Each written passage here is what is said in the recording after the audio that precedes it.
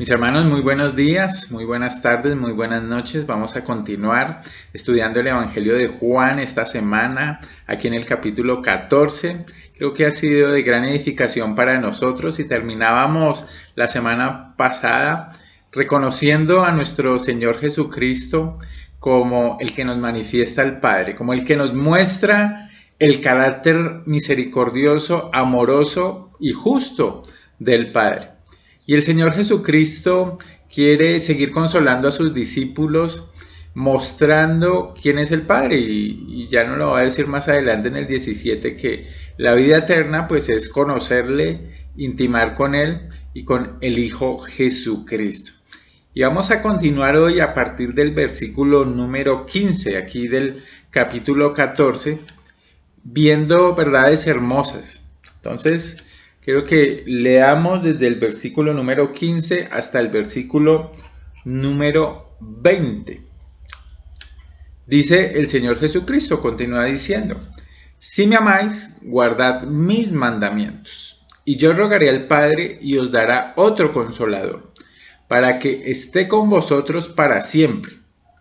El Espíritu de verdad, al cual el mundo no puede recibir porque no le ve ni le conoce. Pero vosotros le conocéis porque mora con vosotros y estará en vosotros. Versículo 18. No os dejaré huérfanos, vendré a vosotros. Todavía un poco y el mundo no me verá más. Pero vosotros me veréis porque yo vivo. Vosotros también viviréis. En aquel día vosotros conoceréis que yo estoy en mi Padre y vosotros en mí y yo en vosotros. Y mis hermanos, esta porción de la Escritura, sin lugar a dudas, es hermosa. El Señor quiere seguir animando a sus discípulos y quiere seguir dejando un legado. Fíjese que a medida que las personas nos hacemos mayores, por naturaleza es posible que comencemos a pensar cada vez en el legado que dejaremos. Muchos reflexionan y consideran como nunca antes qué herencia han construido en su vida para sus descendientes. Pero sin lugar a dudas, estas preocupaciones, mis hermanos, son válidas, pero la Biblia habla de la importancia de dejar un legado espiritual. La importancia de dejar un legado espiritual. Y precisamente el ejemplo que estamos viendo aquí del Señor Jesucristo es ese, el de dejar un legado espiritual, el de dejar una herencia. El apóstol Pablo escribe en Efesios 1:18, en su oración, dice Pablo: pido también que les sean iluminados los ojos del corazón para que sepan a qué esperanza Él los ha llamado, cuál es la riqueza de su gloriosa herencia entre los santos. Entonces Pablo, hablando de la herencia que tenemos del Señor Jesús, nos anima a que nuestros ojos sean iluminados, a que los ojos del corazón sepan y vivan la riqueza que el Señor Jesucristo, a la cual el Señor Jesucristo nos ha llamado.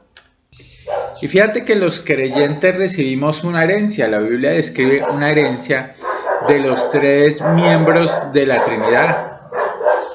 Del Padre, fíjate que en Colosenses 1:12 dice que Él nos hizo aptos para recibir la herencia de los santos en luz. También Romanos 8, por ejemplo, nos dice que del Hijo, dice que somos coherederos con Cristo. Y el Espíritu Santo, Efesios 1:13 nos dice que es las arras de nuestra herencia, el Espíritu Santo. Entonces la Trinidad está sin lugar a dudas involucrada en nuestra herencia. Y esta noche que estamos viendo aquí en Juan 14, antes de la muerte del Señor Jesucristo, ellos tenían pues la necesidad de recibir consuelo, aliento. Y los discípulos estaban consternados por la pérdida inminente pues de su maestro, de su guía, a quien amaban. Ellos dependían del Señor.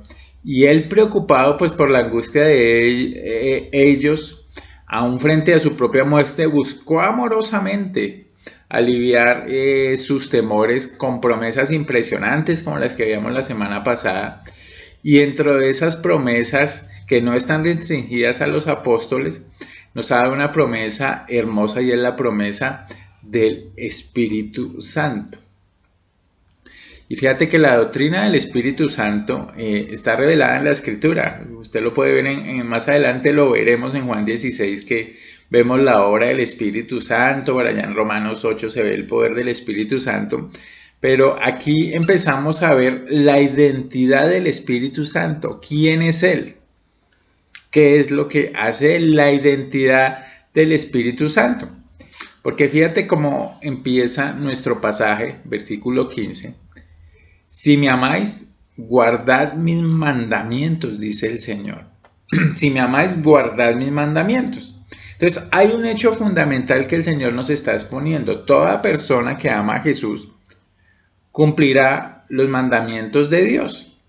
Y debemos ahí advertir varias cosas. Primero, mis hermanos, la obediencia no es opcional para los creyentes.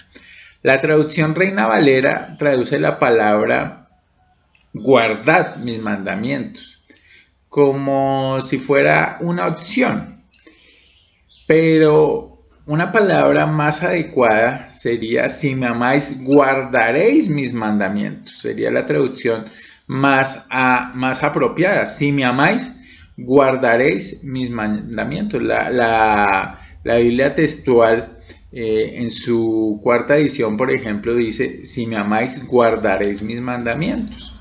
La nueva traducción viviente lo dice de esta manera: si me aman, obedezcan mis mandamientos. Hay claramente una indicación de lo que se debe hacer. Jesucristo no está dando un mandamiento opcional, sino está diciendo lo que deben hacer los creyentes. Además de eso, mis hermanos, tenemos que tener claro qué significa amar a Jesús. Sin lugar a dudas, amar a Jesús no es algo emocional solamente. Claro, involucra las emociones, pero no se basa en las emociones. Las emociones son hermosas, nos hacen sentir bien, pero realmente son fluctuantes. Tal vez usted hoy tenga el deseo emocional de amar a Jesús, pero tal vez mañana ese sentimiento, esa emoción, no esté tan fuerte como lo está hoy. Y es natural. Amar a Jesús pues tampoco es solamente un compromiso de la mente. Claro, involucra la mente. Pero no se trata solo de decidir que Jesús es el Hijo de Dios y adoptar sus enseñanzas y su moral como las normas de mi vida. No es solo vivir de acuerdo con ciertas normas, hacer ciertas cosas, porque bueno, las normas y los valores también los guardan personas que no aman al Señor Jesucristo. Aún ateos se sujetan a normas muy estrictas de vida moral. Y bueno, realmente con eso no están amando al Señor Jesucristo. Amar, sin lugar a dudas, involucra los sentimientos y el intelecto, pero amar a Jesús, mis hermanos, es una cuestión del corazón y del espíritu. Y primera de Juan 2:3 nos dice: y en esto sabemos que nosotros le conocemos si guardamos sus mandamientos. Pero fíjate que el Señor Jesucristo está dando aquí la clave para amar al Señor guardando sus mandamientos, y es el Espíritu Santo. Es el Espíritu Santo. Entonces quiero que estudiemos tres hermosas características de la identidad del Espíritu Santo. Lo que Él es, lo que Él está haciendo.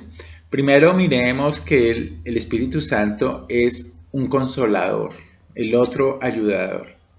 Segundo, miremos que el Espíritu Santo es el Espíritu de verdad. Y tercero, miremos, mis hermanos, que Él es la presencia personal de Cristo. Entonces, el Consolador, el Espíritu de verdad y la presencia personal de Cristo. Y lo primero que vemos aquí en el versículo 16 es que el Espíritu es el otro Consolador, el otro ayudador. Dice versículo 16, y yo rogaré al Padre, dice el Señor, y os dará otro consolador para que esté con vosotros para siempre. Consolador, la famosa palabra parakletos. Y esta palabra es bien especial, es un término cuyo significado no puede agotarse con una sola palabra para describirlo. Es alguien que está ayudando, alguien llamado a estar al lado para ayudar. Y tiene la connotación de ayudador, de consolador, de exhortador, de intercesor, de alentador, y una que utilizamos mucho y es la de un abogado defensor. Y hay otra palabrita ahí al lado, antes de consolador, es que es otro. Y ese se refiere específicamente a otra persona de la misma clase, diferente persona, pero de la misma clase, de la misma sustancia, con similares características. Esa es la palabra otro. Entonces el Señor aquí nos está alentando con que el Padre daría otro consolador. Y sin lugar a dudas, hermanos, el Espíritu es el otro consolador, el otro parakletos. Y tenemos que tener en cuenta, mis hermanos, que como Dios, el Espíritu Santo, pues no es simplemente una fuerza o poder impersonal como muchos piensan. Es una persona y tal cosa es cierta porque Él es Dios. Las Escrituras revelan, mis hermanos, que el Espíritu posee los atributos de una persona, como por ejemplo el intelecto. Por allá en 1 Corintios 2:11 dice que el Espíritu conoce los pensamientos de Dios y tiene también mente, dice por allá Romanos 8:27. Tiene emociones como una persona, por eso se puede contristar al Espíritu. Y también tiene voluntad, porque Pablo nos dice que el Espíritu puede distribuir los dones en la iglesia de acuerdo a su voluntad, en la primera carta a los Corintios 12:11. Y pues hace cosas que solo una persona podría hacer, como enseñar, testificar, dirigir, guiar, convencer, hablar, interceder. Todas esas manifestaciones del Espíritu las vemos. Además, la Biblia, mis hermanos, enseña la deidad del Espíritu Santo. Es la tercera persona de la Trinidad y por sí misma es Dios. Por eso es otro consolador de la misma clase, de la misma eficiencia, con las mismas capacidades que el Señor Jesucristo, que de alguna manera estaba diciendo, me voy yo, pero les dejaré a otro a su lado. Y además aquí fíjense que ese espíritu que nos será dado pues es solo para los creyentes, porque conecta con una I, el versículo 15 y 16, si me amáis guardad mis mandamientos y yo rogaré al Padre y os dará otro consolador. Mis hermanos, el creyente recibe al Espíritu Santo cuando esa persona tiene un corazón regenerado. Es la misma obra del Espíritu Santo. Ahí es cuando el Espíritu entra a morar en el creyente. Y ese Espíritu, fíjate que es el Hijo el que ruega al Padre, el que intercede. El Hijo es un intercesor necesario. Y la fuente del Espíritu Santo, pues sin lugar a dudas es el Padre, porque nos dice: yo rogaré al Padre y os dará, Él dará otro consolador. Y tiene la característica el Padre de siempre dar cosas buenas. Por allá en Lucas 11:13 veíamos que el Señor nos enseñaba: pues si vosotros siendo malos sabéis dar buenas dádivas a vuestros hijos, cuánto más vuestro Padre Celestial dará el Espíritu a los que se lo piden. Y lo último, mis hermanos, de ese consolador es que mora siempre con el creyente. El versículo dice: para que esté con vosotros para siempre. Pero aquí la promesa para los creyentes es que el Espíritu Santo nunca retira su presencia.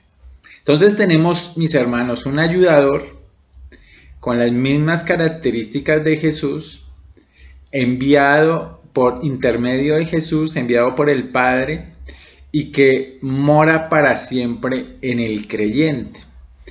Y tiene que conectar mucho con el versículo 15, porque para amar a Jesús necesitamos el poder del Espíritu Santo, el poder del Espíritu Santo sobre nosotros, porque no es un amor de características terrenales, sino un amor de características espirituales. Lo segundo que vamos a ver, mis hermanos, es que el Espíritu Santo es el Espíritu de verdad. Ya hemos visto que es un consolador, un ayudador, pero la Biblia en el versículo 17 aquí de Juan 14 nos dice: el Espíritu de verdad, al cual el mundo no puede recibir, porque no le ve ni le conoce. Y hace muy pocos versículos, en 14:6, veamos que Jesucristo era la verdad. Entonces, aquí se evidencia en la misma naturaleza de ese otro consolador, de un liberador de la verdad, más específicamente. Eso hace la obra del Espíritu Santo. Y lo tremendo es que el Señor aclara que el mundo no puede recibir al Espíritu Santo.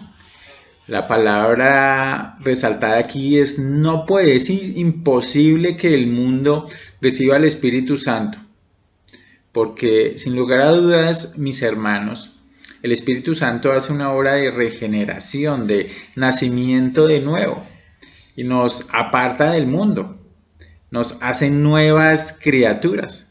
Entonces, fíjate que hace mucho énfasis el Señor en la imposibilidad de que un no creyente que rechaza a Jesús, que no lo ama, que no le importa nada al respecto de Jesús, tenga el Espíritu Santo. Es una característica de los creyentes. No ven ni conocen el mundo espiritual. Los no creyentes no son conscientes del mundo espiritual y no conocen ni aman a Jesús. En el versículo 14 del capítulo 2 de Primera de Corintios nos dice que el hombre natural no percibe las cosas que son del Espíritu de Dios, porque para él son locura y no las puede entender, porque se han de discernir. ¿De qué manera? Espiritualmente. Pero en contraste con el mundo, el no creyente que no conoce a Dios, a Jesús y al Espíritu Santo, el creyente sí conoce al Espíritu Santo. Ahí mismo en el versículo 17 nos dice: pero vosotros, hablando de los apóstoles, pero también de nosotros los creyentes, le conocéis. Y da una razón para eso. Porque el Espíritu Santo mora con el creyente y porque el Espíritu Santo está en el creyente. Y hablando de la obra antes de esta era de la iglesia, de la obra del Espíritu Santo, mis hermanos, el Espíritu moraba en el creyente. Si alguien tenía fe, sin lugar a dudas, en el Antiguo Testamento, era porque el Espíritu hacía una obra en esa persona. Si alguien llevaba su sacrificio por el pecado, pensando en un redentor en el futuro, era porque el Espíritu Santo conocía ese corazón.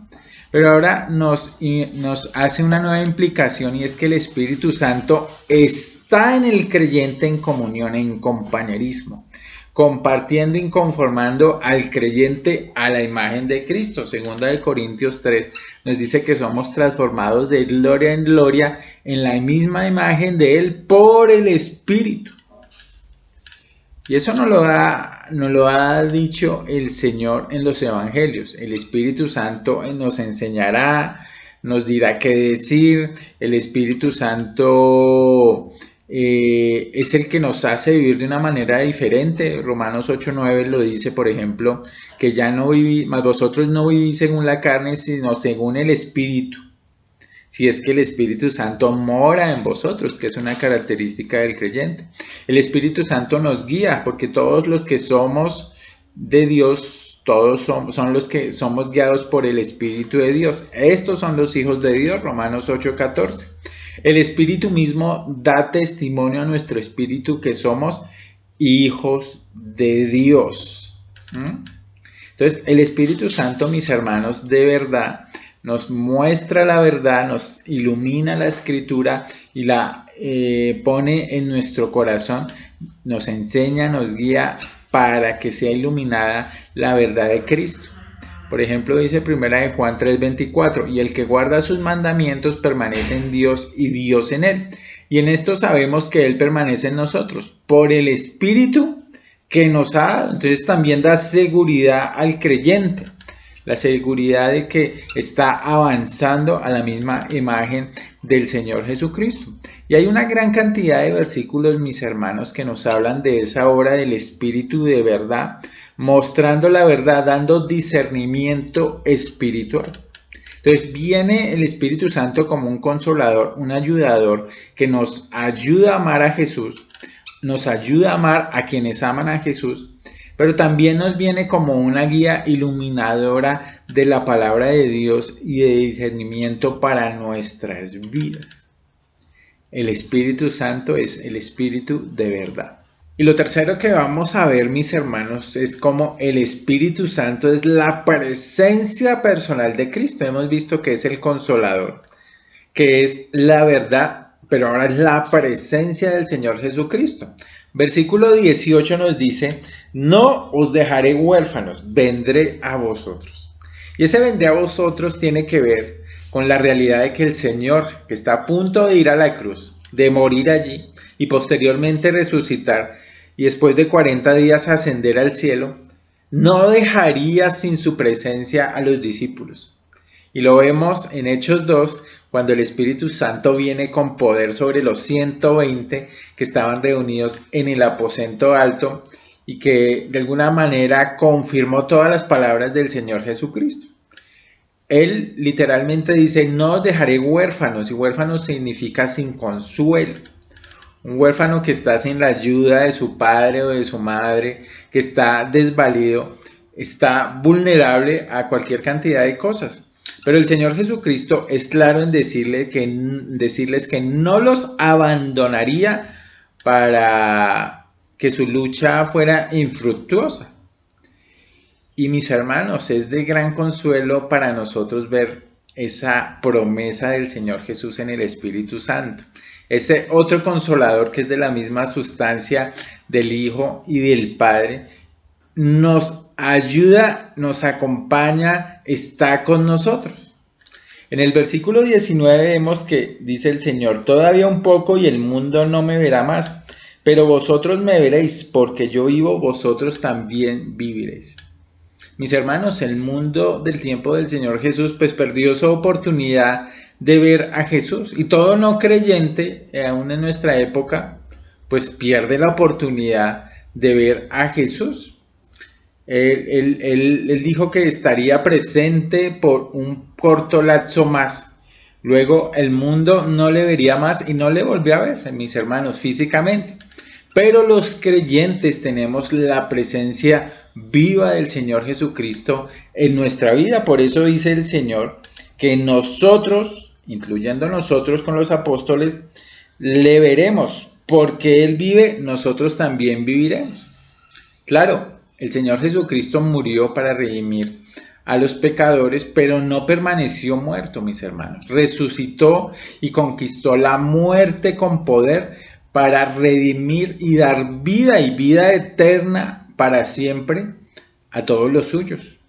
Si Jesucristo está viviendo para siempre, como lo está haciendo en este momento, el creyente tiene la promesa de que la presencia eterna de Cristo en él lo hará vivir para siempre, mis hermanos.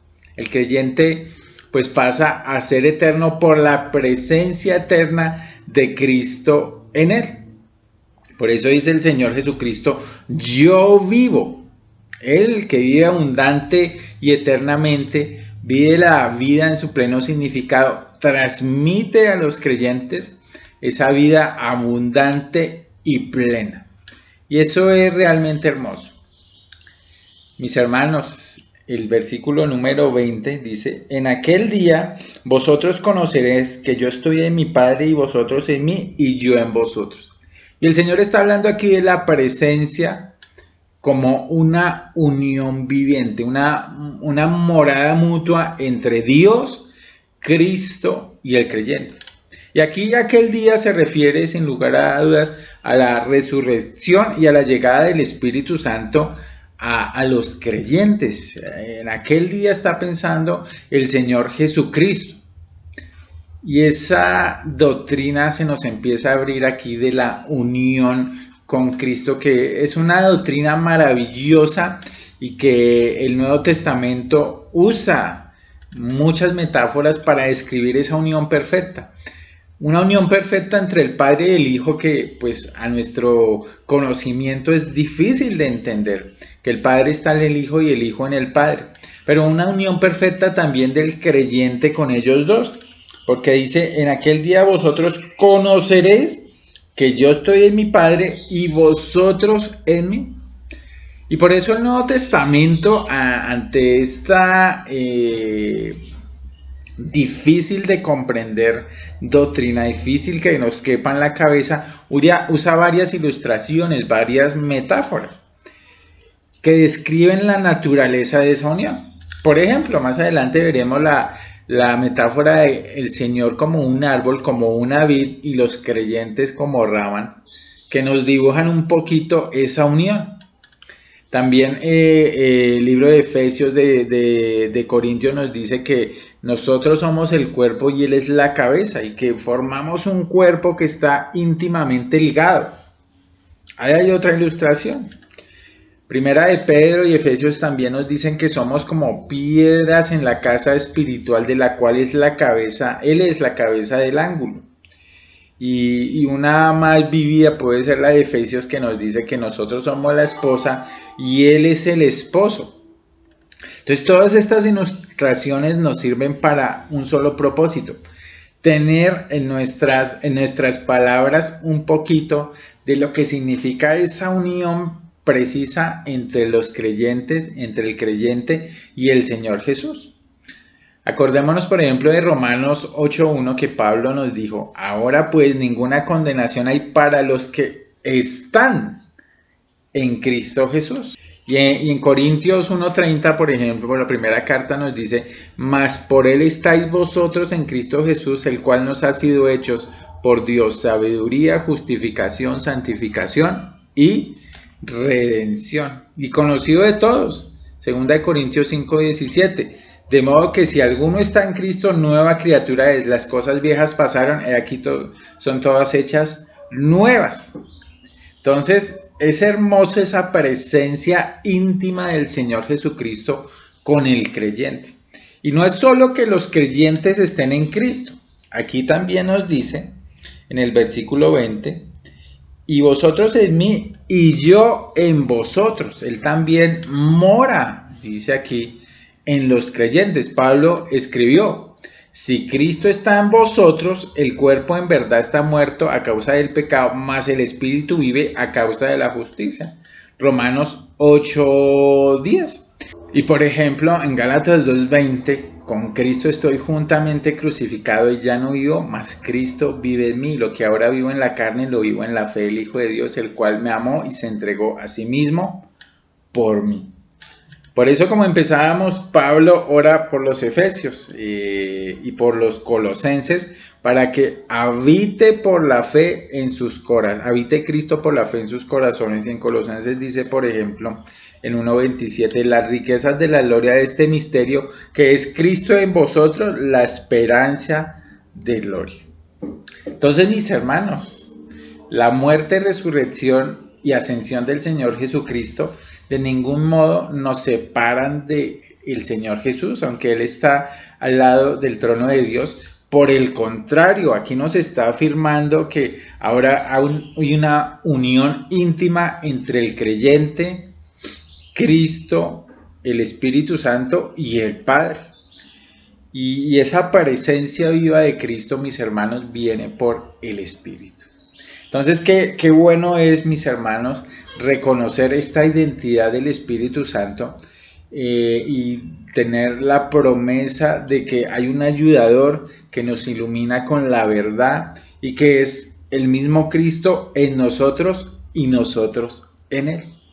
Y son verdades, mis hermanos, que nos animan a seguir adelante porque hay poder para amar al Señor Jesucristo, hay poder para darle la adoración que solo Él merece, porque por nuestras propias fuerzas sería imposible. Necesitamos al Espíritu Santo que se manifiesta poderosamente en cada uno de los creyentes cuando no lo entristecemos, cuando nos llenamos del Espíritu Santo y damos la gloria al Señor. Pues mis hermanos, terminemos orando, que sea la mano poderosa del Señor poniendo estas verdades en nuestro corazón. Padre, hoy de nuevo abrimos tu palabra para ver verdades magníficas de un consolador, de el Espíritu de verdad y el Espíritu que nos traía la presencia de Jesucristo en nuestras propias vidas, Señor. Y te damos la gloria y la honra, Señor, y te pedimos que nos ayudes a entender verdades tan profundas, tan hermosas y que nos llenan de tanta confianza y esperanza, Señor, en un mundo que no te conoce, que no es sensible a lo espiritual, pero que, Señor, tú has abierto nuestros ojos para ver cosas que otros no ven. Y te pedimos que podamos continuar hacia adelante viviendo por fe, descansando en las verdades de tu palabra que hoy nos manifiesta, Señor. Te damos gracias por este grupo hermoso, Señor, y ponemos delante de ti nuestra reunión en el nombre de Jesús. Amén. Mis hermanos, muchas gracias, que el Señor los continúe bendiciendo.